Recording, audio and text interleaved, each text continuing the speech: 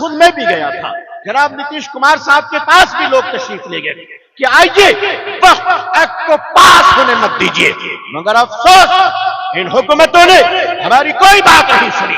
اور میں آپ سے صاف کہتا ہوں، جو ہماری قوم کے ساتھ نہیں، جو انصاف کے ساتھ نہیں، ہم بھی اس کے ساتھ نہیں ہیں، چاہے وہ کوئی بھی ہو، چاہے وہ کسی بھی درجے کا انسان ہو۔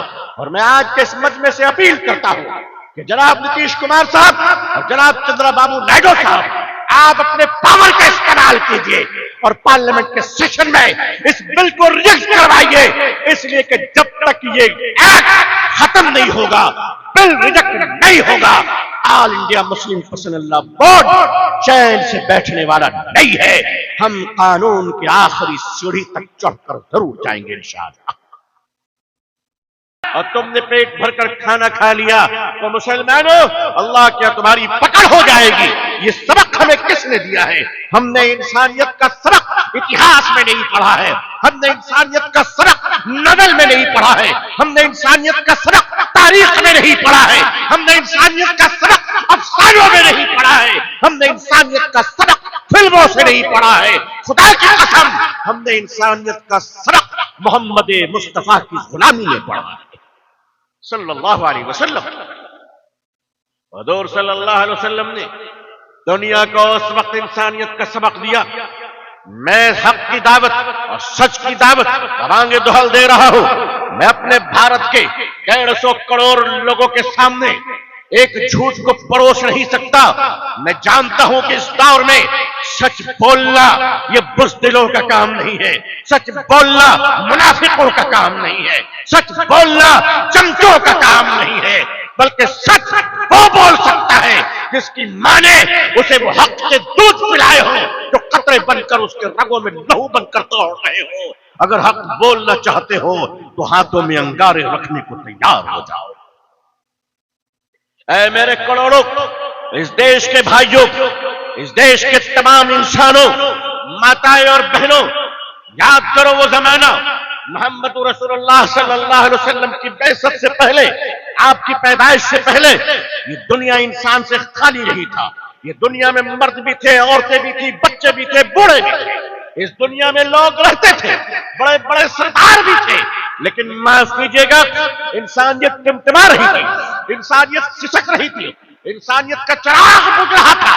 اسلامی تاریخ کو اٹھائیے، حضرت دہیہ کلبی رضی اللہ تعالیٰ عنہ، ہم اس لیے رضی اللہ تعالیٰ عنہ پڑھ رہے ہیں کہ بعد میں انہوں نے کلمہ شہادت پڑھی، گواہی دی ایک اللہ کی، گواہی دی اللہ کے آخری رسول کی صلی اللہ علیہ وسلم۔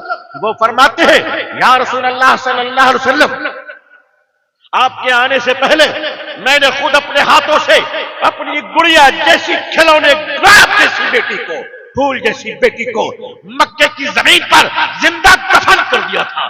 وہ دہیہ کلبی فرماتے ہیں یا رسول اللہ صلی اللہ علیہ وسلم، میں آپ کو ایک دردناک واقعہ سناؤں۔ میرے آقا صلی اللہ علیہ وسلم صحابہ سکتے میں آ گئے، تڑپنے پہ آ گئے کہ دہیہ تم آج کیا سنانا چاہتے ہو؟ حضرت دہیہ کلبی فرماتے یا رسول اللہ صلی اللہ علیہ وسلم، میرے گھر میں ایک بیٹی پیدا ہوئی، میری بیوی، میں ذرا مختصر میں جا رہا ہوں، میرے گھر میں ایک بیٹی پیدا ہوئی، میری بیوی خوبصورت بیٹی، پھول جیسی بیٹی کو الگ چھپا کر رکھی تاکہ میں باپ اس زمانے میں مکے کے لوگ، عرب کے لوگ بیٹی کا باپ بننا آر سمجھا کرتے تھے، بیٹی کا باپ بننا برا سمجھا کرتے تھے، بیٹی کا باپ بننا گناہ سمجھا کرتے تھے۔ آج بھی سماج میں عورتوں کو ملیچ سمجھا جاتا ہے، عورتوں کو آج بھی پاک سمجھا جاتا ہے۔ لوگ کہتے ہیں کہاں ہے آج؟ اگر ہمارے سماج میں بیٹی سرکشت نہیں ہے، اگر ہمارے سماج میں دن کے اجالوں میں بلاکار ہو جائے، رات میں انتم سنسکار ہو جائے، تو اسے مانوتا کا رکشک نہیں بلکہ بھیڑیوں کا سماج کہا جاتا ہے، بھکچک کا سماج کہا جاتا ہے۔ ہم کہاں چلے جا رہے ہیں؟ پیارے آقا صلی اللہ علیہ وسلم فرمایا دہیہ بتاؤ پھر کیا ہوا؟ کہا بچی بڑی ہوئی تھوڑی، میرے پاس آتی تھی، کھیلتی تھی، میں اسے گود میں اٹھاتا تھا، میں بڑا پیار کرتا تھا، کیونکہ مجھے بتایا گیا تھا کہ بچی تمہاری نہیں پڑوسن کی ہے۔ دوسروں کی بچی کو بڑا پیار کر رہا تھا۔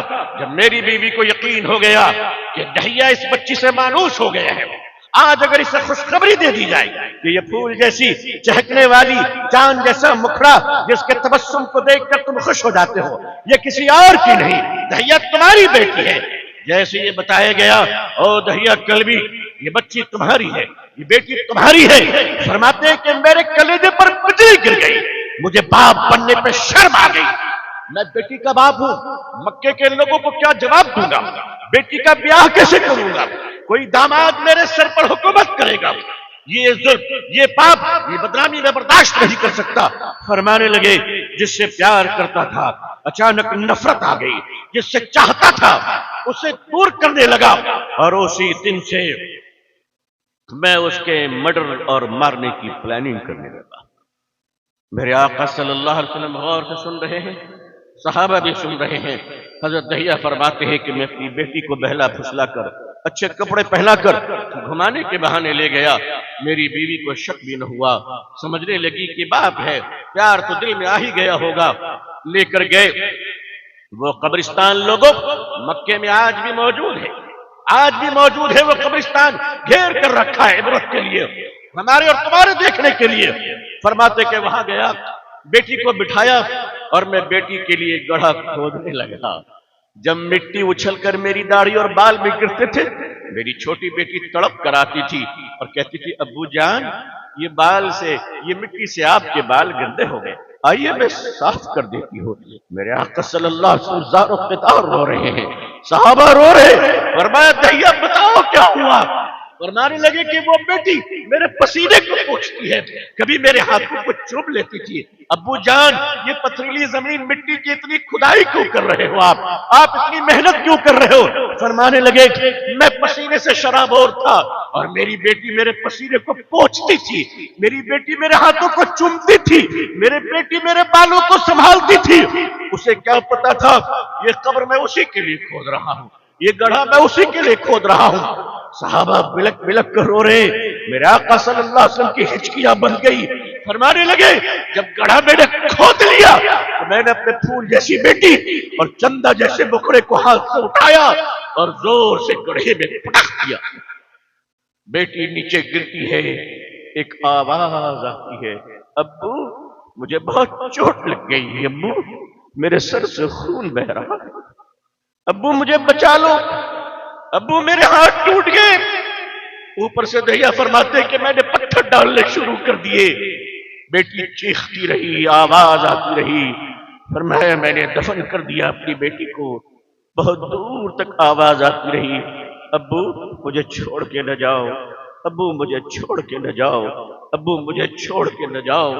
سارا مجمع تڑپ رہا تھا، سارا مجمع رو رہا تھا۔ میرے آقا صلی اللہ علیہ وسلم کی ہچکیاں بن گئی۔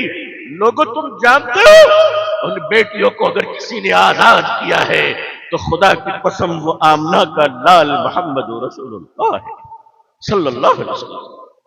لوگوں تمہیں پتا ہے ان عورتوں کو جینے کا حق کس نے دیا؟ تم جانتے بھی ہو میرے آقا صلی اللہ علیہ وسلم کے دنیا میں آنے سے قبل بیدھوا اور بیوہ اور ویڈو عورتوں کو کوئی مقام دیا جاتا تھا؟ آج بڑے بڑے نعرے لگائے جاتے ہیں، خوبصورت اور لچھے دار باتیں کی جاتی ہیں۔ آئیے ان بیواؤں کو کوئی مقام نہیں دیا جاتا تھا، جس کے پتی مر جاتے تھے، جن کا شوہر مر جاتا تھا، ان عورتوں کو عزت نہیں ملا کرتی تھی، ان عورتوں کو دوسرے نکاح کی اجازت نہیں ملتی تھی، ان عورتوں کو ہنسنے اور مسکرانے کی اجازت نہیں تھی، ان عورتوں کو کسی کی شادی میں شریک ہونے کی اجازت نہیں تھی، اسے منحوس سمجھا جاتا تھا۔ میرے آقا محمد رسول اللہ صلی اللہ علیہ وسلم جب دنیا میں تشریف لائے تو 25 سال کی بھری جوانی میں 40 سال کی ایک بیوہ عورت کو سہاگن بنا کر فرمایا کہ لوگوں بیوہ منحوس نہیں ہوتی ہے بلکہ بیوہ بھی کسی کی محبوبہ بنتی ہے۔ میرے آقا صلی اللہ علیہ وسلم نے ان عورتوں کو عزت دی، ان عورتوں کو عظمت دی۔ لوگوں یہ محمد رسول اللہ صلی اللہ علیہ وسلم کے آنے کے بعد اس دنیا نے پہچانا کہ ایک عورت کا مقام کیا ہے۔ آج لوگ کہتے ہیں ناری شکتی کی بات کرتے ہیں، آج لوگ ناری ادھیکار کی بات کرتے ہیں، آج لوگ ناری سمان کی بات کرتے ہیں۔ مجھے معاف کیجئے گا، یہ وہ چتر لوگ ہیں، یہ وہ چالاک لوگ ہیں، یہ وہ بیوپاری ہیں، یہ وہ ہوس کے پجاری ہیں۔ یہ عورت کی آزادی کی بات نہیں کرتے، یہ عورت تک پہنچنے کی آزادی چاہتے ہیں۔ جن کی نیتوں میں فتور ہے. آپ انسانیت کی بات کرو گے، اگر ماں کی حفاظت نہیں، بہن کی حفاظت نہیں، بیٹیوں کی حفاظت نہیں، یہ جو مجمع غیرت مند بیٹھا ہے، یہ جو اہل اسلام کا مجمع بیٹھا ہے، میرے بزرگوں آپ جانتے نہیں ہو کہ میرے آقا صلی اللہ علیہ وسلم نے حکم دیا مسلمانوں کو کہ اپنی جائیداد میں اپنی بیٹی کا حصہ دو. او مسلمانوں سنو، اپنی بیٹیوں کو جائیداد میں حصہ دو. آج تم حاجی ہو، نمازی ہو، عمرہ کرتے ہو، تہجد پڑھتے ہو، اللہ قبول فرمائے، لیکن اگر تم نے اپنی جائیداد میں بیٹی کو حصہ نہیں دیا، اگر بھائیوں تم نے باپ کی جائیداد میں اپنی بہن کو حصہ نہیں دیا، تو یاد رکھو. مجھے ایک واقعہ کشمیر کا بھی یاد آ رہا ہے. ایک صاحب کا بھی حال فی الحال کا واقعہ ہے. ایک صاحب کا انتقال ہو گیا، کئی مسجدیں بنوائی تھی انہوں نے، بڑے حج کرتے تھے. جنازے کی نماز جب پڑھی گئی تو دیکھا کہ خاتون برقع پہن کر کھڑی ہے. لوگوں نے کہا کہ یہ تو مرحوم کی بہن ہے. وہ بہن کہتی ہے کہ لوگوں مجھے اپنے بھائی کے جنازے کے ساتھ قبرستان تک جانا ہے.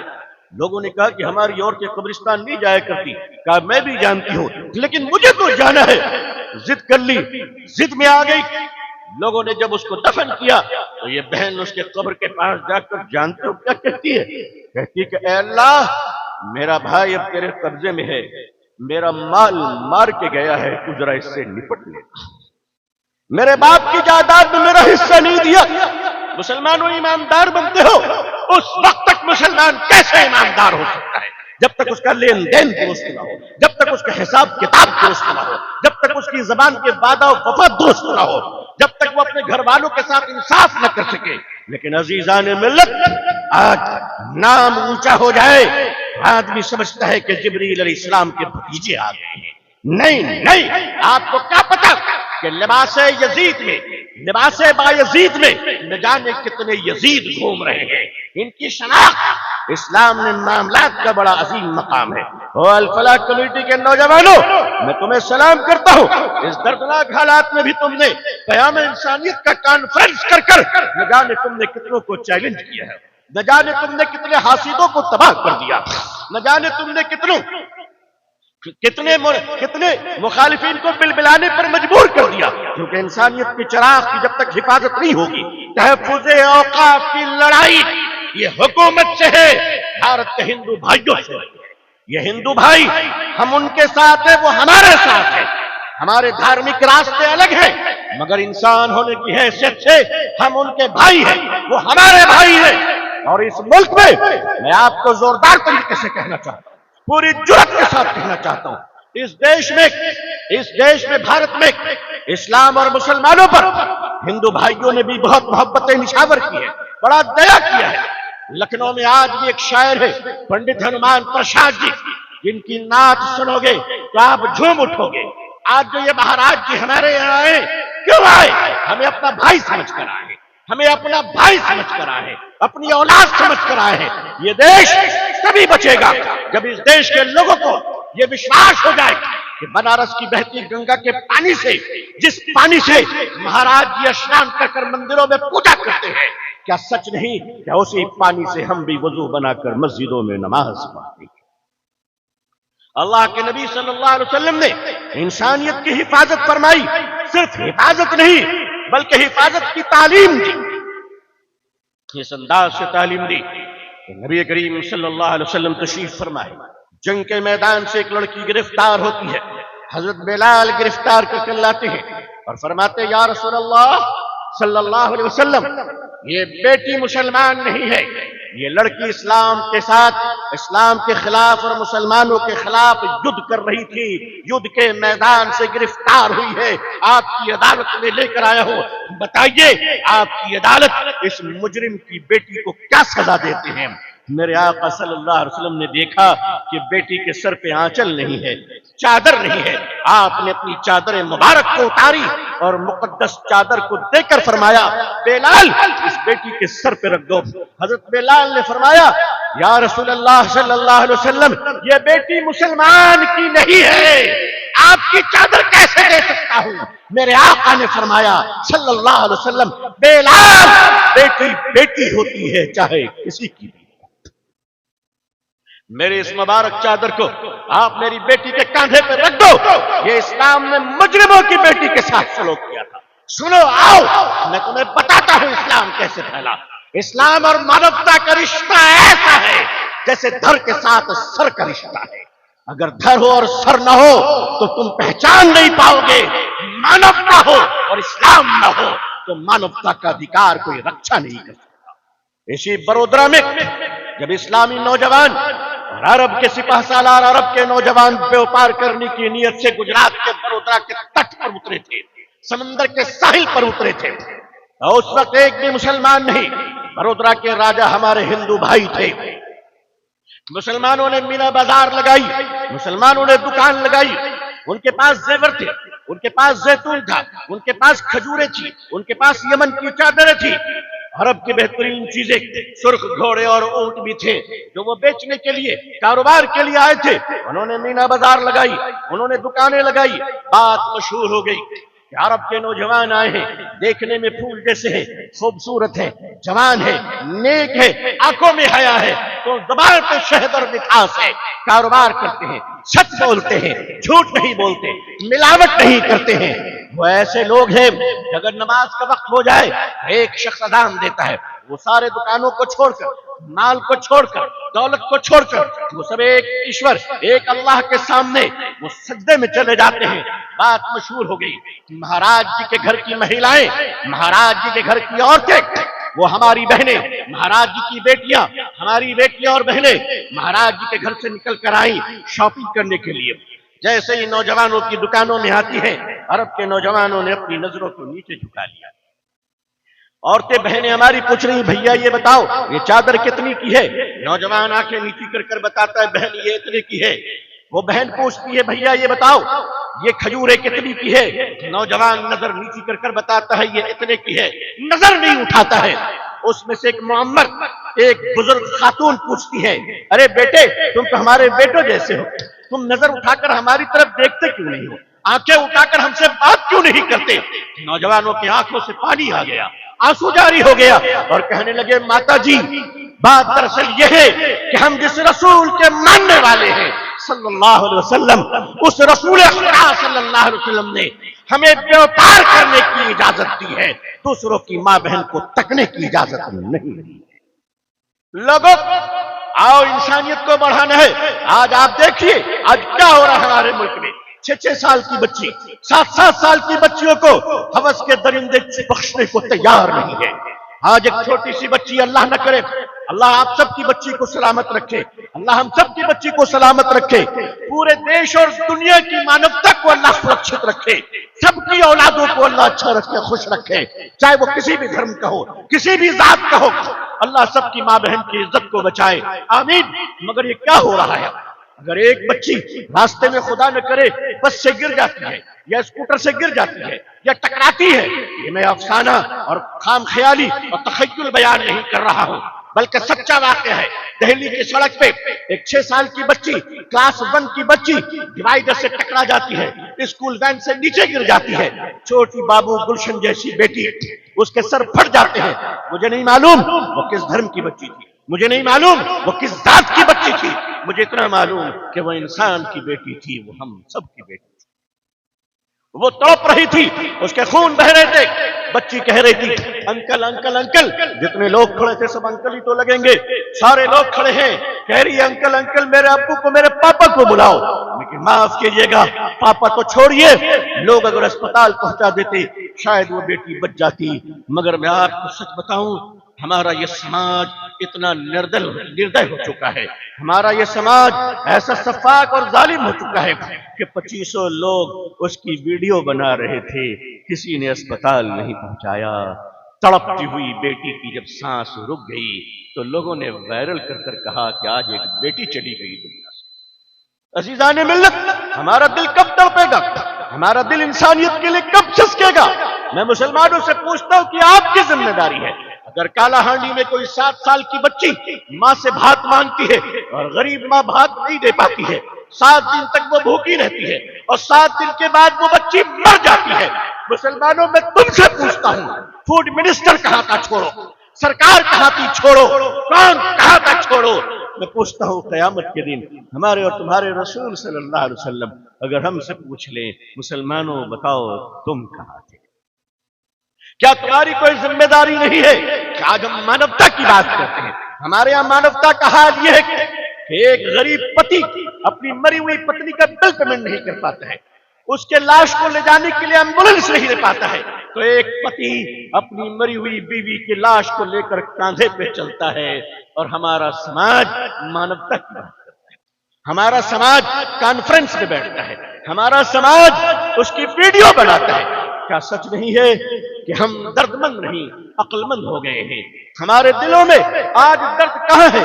کیوں رخصت ہو گیا درد؟ نبی کریم صلی اللہ علیہ وسلم کا یہ دین انسان کو انسان بنانے کے لیے آیا تھا۔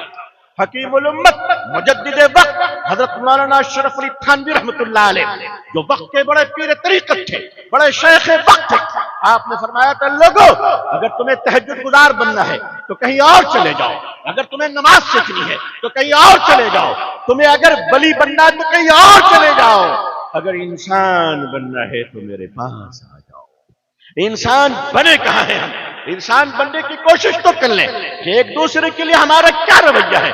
عزیزان ملت، نبی کریم صلی اللہ علیہ وسلم نے وہ تربیت و تعلیم اس زمانے کو دی جسے زمانہ دیکھ کر مسکرا رہا تھا۔ ابھی ہمارے شیخ الحدیث صاحب فرما رہے تھے، میرے آقا صلی اللہ علیہ وسلم تشریف فرما ہے، مسجد نبوی کے سامنے ایک جنازہ گیا، وہ جنازہ یہودی کا تھا، مطلب مسلمان کا نہیں تھا۔ میرے آقا صلی اللہ علیہ وسلم احترام انسانیت میں کھڑے ہو گئے، لوگوں نے کہا مرنے والا مسلمان تو نہیں ہے، میرے آقا نے فرمایا کیا مرنے والا انسان بھی نہیں ہے؟ کہا کہ میں انسانیت کے احترام میں کھڑا ہوا ہوں۔ آج دنیا بھوک سے تڑپ رہی ہے، آج دنیا سیاست کے بھیڑ چڑھ رہی ہے، آج جس طرح سے اوقاف کی زمینوں پہ الغار کیا جا رہا ہے، یہ مانوتا پہ الغار ہے، یہ انسانیت پر حملہ ہے۔ کہاں کہاں انسانیت شرمندہ ہو رہی ہے۔ ہمارے بہار کے گورنر صاحب، گورنر کے پد کا ایک گریما ہوتا ہے، آپ جانتے ہیں، آپ نے اور ہم نے بہت سارے گورنر صاحب کو دیکھا ہے، گورنر صاحبان کبھی پولیٹیکل بات نہیں کرتے ہیں، گورنر صاحبان کبھی کسی کو گالی نہیں دیتے، مگر یہ ہماری بدقسمتی ہے کہ ہمارے اس دیش کو ایسا بھی دن دیکھنا پڑ رہا ہے کہ جب ہمارے گورنر صاحب سے پوچھا جاتا ہے، جناب بیرسٹر اسد الدین اویسی صاحب، ان کی پولیٹیکل پارٹی ہے، آپ اسے ایگری بھی ہو سکتے ہیں، ایگری نہیں بھی ہو سکتے ہیں، مگر وہ ایک انسان ہے، ان کے بارے میں ایک گندا جملہ ہمارے گورنر صاحب کہتے ہیں، میں شرمندہ ہو گیا، سر شرم سے جھک گیا۔ ایک گورنر کی زبان ایسی ہو سکتی ہے؟ آپ گالی دے رہے، آپ نے ایک ایم پی کو گالی دے کر پارلیمنٹ کی توہین کی ہے، آپ نے ایک دیندار کو گالی دے کر امت مسلمہ کی توہین کی ہے، آپ نے بیرسٹر اسد الدین اویسی صاحب نہیں، ایک انسان کو گالی دے کر آپ نے پورے مانوتا کی توہین کی۔ اس پر بلا شبہ گورنر صاحب کو معافی مانگنی چاہیے، یہ بھی مانوتا پر اتیاچار ہے۔ آپ ایک انسان کی توہین نہیں کر سکتے، سڑک پہ چلاتا ہوا رکشے والے کی توہین آپ نہیں کر سکتے، ایک مونگ پھلی بیچنے والے کی توہین آپ نہیں کر سکتے۔ ہمارے اور آپ کے پیارے آقا حضرت محمد رسول اللہ صلی اللہ علیہ وسلم نے انسانیت کی بقا کے لیے آپ خود آگے بڑھے، مدینہ منورہ میں آپ صلی اللہ علیہ وسلم شام کے وقت سورج ڈھلنے سے پہلے آپ ذرا مدینہ شہر سے باہر نکل کر جاتے کھجور کے باغوں کی طرف، آپ کیا دیکھتے ہیں؟ ایک بوڑھا شخص ہے، مشکیزہ یعنی جو چمڑے کی تھیلی ہوا کرتی تھی جس میں پانی بھرا جاتا تھا پہلے کے زمانے میں، دیکھا کہ ایک بوڑھا شخص ہے، مشکیزے میں پانی لادے ہوا ہے، لیکن وزن سنبھال نہیں پا رہا ہے، جسم اس کا کانپ رہا ہے، وہ کئی بار گر چکا تھا، اس کے سر سے خون بہ رہے تھے، اس کے گھٹنے پھٹ چکے تھے، اتنا بوڑھا آدمی مگر پانی کو لے کر دوڑنے کی کوشش کر رہا ہے، بار بار گر جا رہا ہے۔ میرے آقا صلی اللہ علیہ وسلم اس آدمی کے پاس پہنچے اور فرمایا چچا جان آپ کون ہو، کہاں کے رہنے والے ہو؟ چچا جان یہ آپ کے جسم میں خون کیوں ہے اتنا؟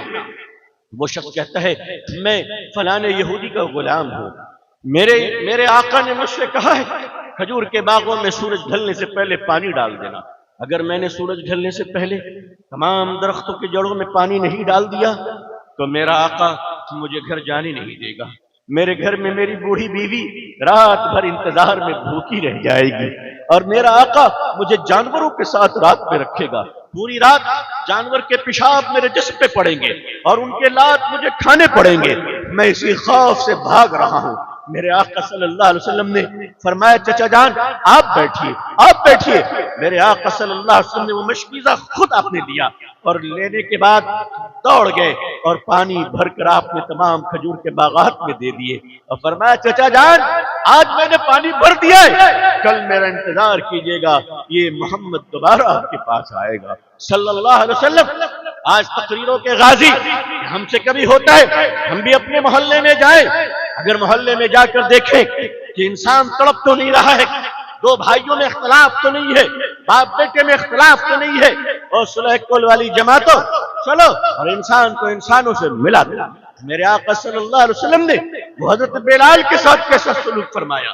حضرت بریرہ رضی اللہ تعالیٰ عنہ ماں عائشہ کی باندی ہے، یعنی آج کی زبان میں باندی کو نوکرانی کہتے ہیں، لیکن وہ باندی ہم سے بھی افضل، ہماری ماں بیٹی سے بھی افضل، امت کی بیٹیوں سے بھی افضل ہے، اس لیے کہ وہ صحابیہ ہے۔ حضرت بریرہ رضی اللہ تعالیٰ عنہ باندی ہیں، حضرت عائشہ صدیقہ ام المومنین رضی اللہ تعالیٰ عنہ کی۔ حضرت بریرہ سو رہی ہے، گرمی کی وجہ سے آپ کو پسینہ آ رہا ہے۔ میرے آقا صلی اللہ علیہ وسلم رحمت للعالمین صلی اللہ علیہ وسلم چپکے سے تشریف لے گئے اور دھیرے سے باندی پر پنکھا جھلنے لگے تاکہ اسے آرام مل جائے۔ تھوڑی دیر میں حضرت بریرہ تڑپ کر اٹھتی ہے اور یہ دیکھ کر شرمندہ ہو جاتی ہے کہ اللہ کے آخری رسول میری خدمت کر رہے ہیں صلی اللہ علیہ وسلم۔ بریرہ شرما گئی اور کہنے لگی یا رسول اللہ صلی اللہ علیہ وسلم میں آپ کی باندھی ہوں، میرے ذمہ آپ کی خدمت ہے، آپ کے ذمہ میری خدمت نہیں ہے۔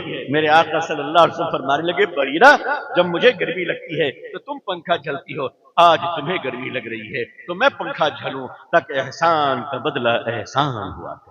لوگوں اپنے گھر والوں پہ احسان کرو، اپنے بیوی بچوں پر احسان کرو، اپنی بیٹیوں پہ احسان کرو، سماج پر احسان کرنا سیکھیے تاکہ ہم ایک سماج تیار کر سکیں۔ یہ نازک وقت چل رہا ہے، مسلمانوں پر بڑی آزمائش چل رہی ہے۔ آل انڈیا مسلم پرسنل لا بورڈ نے ہر دروازے پہ آواز دی جا کر، ہر دروازے پہ آواز دی، ہر حکومت کے دروازے پہ دستک دی۔ چندرا بابو نائیڈو صاحب کے پاس خود میں بھی گیا تھا، جناب نتیش کمار صاحب کے پاس بھی لوگ تشریف لے گئے کہ آئیے وقت ایکٹ کو پاس ہونے مت دیجیے، مگر افسوس ان حکومتوں نے ہماری کوئی بات نہیں سنی۔ اور میں آپ سے صاف کہتا ہوں جو ہماری قوم کے ساتھ نہیں، جو انصاف کے ساتھ نہیں، ہم بھی اس کے ساتھ نہیں ہیں، چاہے وہ کوئی بھی ہو، چاہے وہ کسی بھی درجے کا انسان ہو۔ اور میں آج کے اس مجمع سے اپیل کرتا ہوں کہ جناب نتیش کمار صاحب اور جناب چندرا بابو نائیڈو صاحب آپ اپنے پاور کا استعمال کیجئے اور پارلیمنٹ کے سیشن میں اس بل کو ریجیکٹ کروائیے، اس لیے کہ جب تک یہ ایکٹ ختم نہیں ہوگا، بل ریجیکٹ نہیں ہوگا، آل انڈیا مسلم پرسنل لا بورڈ چین سے بیٹھنے والا نہیں ہے۔ ہم قانون کی آخری سیڑھی تک چڑھ کر ضرور جائیں گے انشاءاللہ۔ یہ ہمارا سنکلپ ہے، یہ ہمارا ارادہ ہے۔ آپ سے میں ایک بات بتا دوں، جہاں برتنیں ہوتی ہے وہاں آواز ہوتی ہے، لیکن اس کا مطلب یہ نہیں کہ برتن ہلانے والوں کی آواز کو تم منافق کہہ دو، تم غدار کہہ دو۔ سوچ لو اگر یہ الفاظ کو وہ مستحق نہیں رہا تو خدا تمہاری طرف پلٹ دے گا، وہ الزام تم پہ آ جائے گا۔ وقف کے تحفظ کے لیے ہر مسلمان ایک ہے، چاہے وہ کسی بھی پارٹی میں ہو، چاہے وہ جناب خالد انور صاحب جیسے عظیم NLC کیوں نہ ہو، وہ بھی اوقاف کے ایکٹ کے تحفظ میں ہے اور ان کو بھی رہنا پڑے گا اپنی عظیم قوم کے ساتھ اور پوری ملت اور بھارت میں انصاف کی لڑائی لڑنے کے ساتھ۔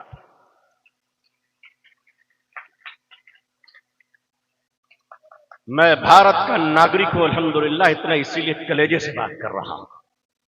آسان نہیں ہے۔ چندرا بابو نائیڈو صاحب، آپ کے پاس بھی ایک لا منسٹر جناب ایم این فاروق صاحب ہے، فاروق صاحب سے کئی بار میری فون پہ بات ہوئی، انہوں نے یقین دلایا کہ بل پاس نہیں ہوگا، پھر بھی ہوا ہے۔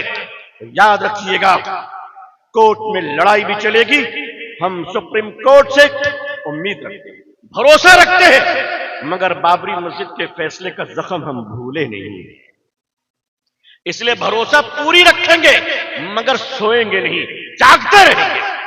پارلیمنٹ میں وہ تمام MPs، تمام آنریبل MPs کا شکریہ ادا کرتا ہوں کہ جنہوں نے اس کالے قانون پر مخالفت کی، چاہے وہ بہار کی پارٹی ہو، بنگال کی پارٹی ہو، مہاراشٹر کی پارٹی ہو، کرناٹکا کی ہو، تمل ناڈو کی ہو، تلنگانہ کی ہو، آندھرا کی ہو، گجرات کی ہو، جہاں سے بھی لوگوں نے اس کی مخالفت کی ہے، میں اپنی پوری قوم، بھارت کے مسلمان اور بھارت کے انصاف پسند ہندو بھائیوں کی طرف سے ان کا شکریہ ادا کرتا ہوں۔ اور اسی کے ساتھ آپ سے صاف صاف کہتے ہیں، ہمیں ڈپلومیسی کے دروازے بند نہیں کرنا چاہیے۔ جو حضرات جہاں ہیں وہاں وہ اپنی حکومت پہ دباؤ ڈالے، مسلمان اگر کہیں ہے وہ یقیناً ہے، وہ اپنی حکومت پر دباؤ بنائے، ڈپلومیسی کا دروازہ کبھی بند نہ ہونے دیجیے گا۔ لڑائی جمہوریت اور لوکتنتر طریقے میں لڑائی بھی جاری رہے گی اور انسانیت کے دائرے میں بات چیت بھی جاری رہے گی انشاءاللہ۔ آل انڈیا مسلم پرسنل لا بورڈ آپ دعائیں دیجئے۔ آل انڈیا مسلم پرسنل لا بورڈ کا مطلب ہے کہ ہندوستان کی ساری جماعتوں کے امبرلا جماعت، ساری جماعتوں کے امبرلا، آپ سے دعائیں لیتا ہوا چلوں کہ آپ کی دعاؤں کی برکت سے، میں نے جھارکھنڈ کے چیف منسٹر صاحب سے ملاقات کی، آپ کی دعاؤں کی برکت سے ہم نے آندھرا پردیش کے چندرا بابو نائیڈو صاحب سے ملاقات کی۔ ہم نے سے مراد میں اکیلا نہیں ہوں بلکہ ہمارے بزرگوں کے پیچھے جو غلام کھڑا تھا اس غلام کا نام محمد ابو طالب الرحمانی ہے۔ الحمدللہ ہر جگہ میں کھڑا رہا اور رہوں گا انشاءاللہ۔ ہم اس بہار کی سرزمین کے ہیں کہ جن کی ماؤں کے پلائے ہوئے دودھ میں ملاوٹ نہیں ہوا کرتا، ہمارے خون کے قطرے بھی اللہ نے پاک رکھے ہیں۔ آل انڈیا مسلم پرسنل لا بورڈ کی مضبوطی کے لیے آپ دعا فرمائیں۔ آپ حضرات نے جو قربانیاں دی ہیں، آپ حضرات نے جو دعائیں دی ہیں، آپ حضرات نے جو احتجاج کیا ہے، آپ حضرات نے جو محبتیں دی ہیں، اس کا شکریہ ادا کر کر میں آپ کی محبت کو چھوٹا نہیں کر سکتا، اس کا شکریہ ادا کر کر میں آپ کی قربانیوں کو چھوٹا نہیں کر سکتا، بلکہ شکریہ کے ساتھ میں اتنا کہوں گا کہ اللہ اپنی شان آپ کو اجر عطا فرمائے، اللہ آپ سب کو خوش رکھے۔ آپ نے بہت جگر کا کام کیا ہے، جلسہ چلے گا انشاءاللہ، دیر تک چلے گا۔ میں ذرا دیر رات بیان کرنے کا عادی نہیں، پہلے کیا کرتا تھا، لیکن حضرت مولانا سید محمد ولی رحمانی صاحب رحمت اللہ علیہ نے مجھے منع فرمایا اور تب سے میری عادت بن گئی کہ میں 10 سے 10:30 کے درمیان اپنا بیان مکمل کر دیا کرتا ہوں، لیکن آج آپ کے جذبہ محبت کی وجہ سے میں کچھ کہہ نہیں سکا اور اس لالچ میں بیٹھ گیا۔ آپ کی دعائیں مل جائیں گی، آپ کی محبت میں جائے گی۔